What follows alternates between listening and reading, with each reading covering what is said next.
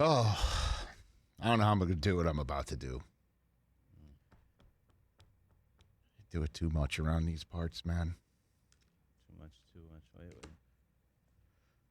Back here on the Rich Eisen terrestrial radio network with Peacock and SiriusXM, we just showed a video of November 2017 when Bob Saget was here turkey bowling. He was a guest promoting something that he was doing, and we turkey bowled, and my parents were here, and my kids were here, and it felt comfortable because Bob was family. He was, to me and my wife, Susie. He met Susie first, and it's kind of funny. Susie was out here in L.A. first, working out here, and she told me that one of the first people she met out here was the actor Johnny Silverman, who's tight with Bob Saget. And she called me up, and she was like, guess who I met today? And it's like, Bob Saget. And I'm like, thinking to myself, the Full House guy, the guy from the video show, like Bob, the comedian? She's like, yeah. The first thing she said to me is, he's so nice. Because that's, that's the first thing that I think you're hearing from all of the outpouring of love and appreciation for Bob Saget is how nice he was, how sweet he was. And then he would open his mouth and the filthiest things would come out of it.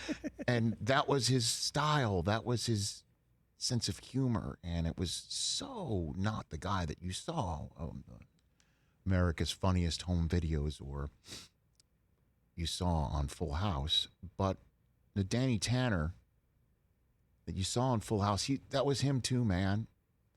Because he did love, whenever you spoke to him, he did love, the twins, and he did love the cast members, and he talked about, Stamos and Coulier in the same way that he would talk about any members of his family, and everybody felt the same way about him. But he had such a huge heart, and I did get to know him because Susie became such good friends with him. And earlier in the show, TJ, when we played that video of his appearance here in June of 2017, when I asked him his favorite Don Rickles story, and he told a story about pigs in a blanket and Craig's and whatever. And your bachelor party. And then he joked, I was at your bachelor party, which is a funny line, about pigs in a blanket, but he was at my bachelor party. Oh, really?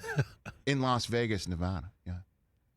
He was, because I got to know him through Susie and got to know him well through Susie, and plus to basically say, hey, Bob, you want to come to my bachelor party? And he's like, sure. Bob Saget was at my bachelor party. And my friends were like, are you serious? Like, really? And they got to meet him and know him, and my brother-in-law was there too, and he got to meet him and know him. Scott?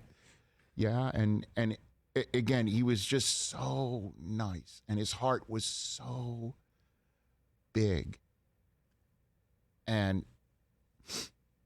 part of that big heart and his love of life and family, his sister died of an awful disease called scleroderma. If you don't know what it is a group of rare diseases. It affects women quite a bit, more often than men, but it targets the skin, and it hardens the skin, and it's just an awful disease. It killed his sister, and he spent his entire public and working life raising money for the Scleroderma Research Foundation. And he would hold an annual event called Cool Comedy and Hot Cuisine. It was called Cool Comedy, Hot Cuisine, where he would invite the best chefs and restaurateurs of the area that he would go to and the comedians in town, and everyone would flock. Everyone would flock because it was Bob asking. And it was a beautiful, funny evening, raising money around an awful disease that should not exist. And we'd laugh and you'd cry, and it would all be Bob at the center of it, Bob Saget at the center of it. remember one time here in LA, he got Kimmel and Leno and Conan to come. And my first thought was, who's doing the shows tonight? They all came because Bob asked. All of them. Always. Because Bob asked. And so, in honor of him, you should please give to the Scleroderma Research Foundation. And he would want me to say that. I can't believe I'm saying this, that this man is no longer with us. He died at age 65 yesterday in his hotel room, which is such a shame that the man did not have anyone around him, because that's what he loved to do, is have people around him and make them laugh and say the most crass things, usually in song, in lyrics, you know, and people will be like, this is the guy from TV? Like, yeah, that's the guy from TV.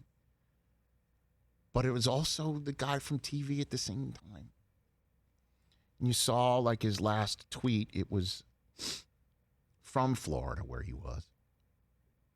Loved tonight's show. He was in Jacksonville.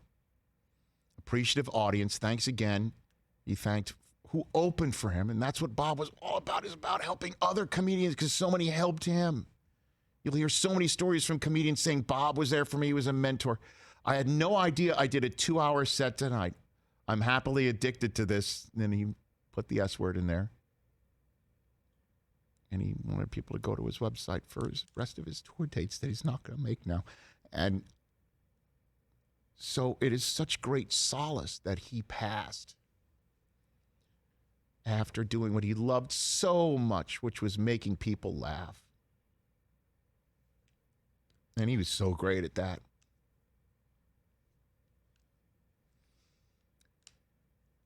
srfcure.org.